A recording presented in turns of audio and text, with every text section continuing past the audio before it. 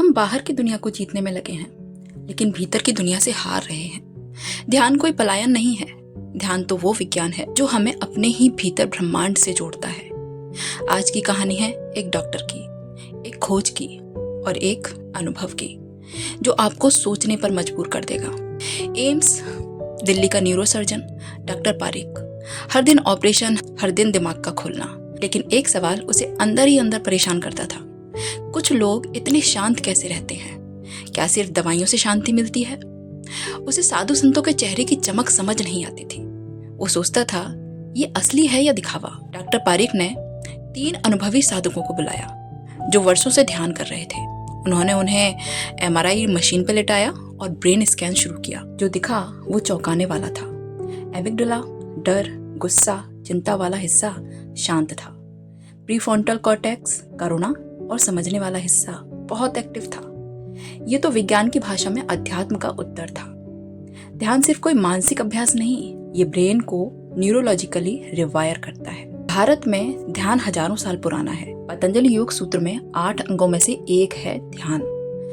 बुद्ध ने विपस्यना दी, जो आज होल वर्ल्ड में फैली है। त्राटक, साक्षी भाव, शून्यता, सबका अपना वैज्ञानिक असर है। भारत ने हजारों साल पहले जो खोया, आज वैज्ञानिक उसे प्रमाणित कर रहे हैं। डॉक्टर पारिक ने ध्यान में जाने वालों के ब्रेन वेव्स को मापा।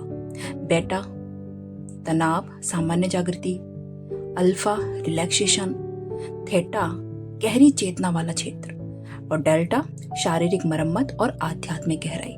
ध्यान करने वालों का दिमाग अल्फा और थीटा पर शिफ्ट हो रहा था।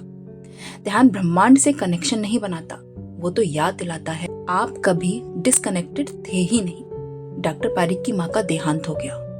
वो टूट गया, किसी ऑपरेशन से खुद को नहीं जोड़ पाया। एक दिन किसी साधु ने कहा, भीतर बैठ जा बेटा, जवाब बाहर नहीं मिलते। वो रोज 15 मिनट ध्यान करने लगा। हफ्तों बाद उसकी आंखों से आंसू बहे, लेकिन इस बार वो आंसू कमजोरी के नहीं, मुक्ति के थे। आज वो डॉक्टर मरीजों को दवा के साथ ध्यान भी सिखाता है। वह कहता है, ध्यान से पहले मैं शरीरों का इलाज करता था, ध्यान के बाद मैं इंसानों का इलाज करता हूँ। ध्यान कोई धार्मिक क्रिया नहीं है। ध्यान तो वो विज्ञान है जो आत्मा की लैब में होता है। जब विज्ञान और आध्यात्म मिलते हैं तो इंसान सिर्फ इंसान नहीं रहता, वो ब्रह्मांड की भाषा समझने लगता है।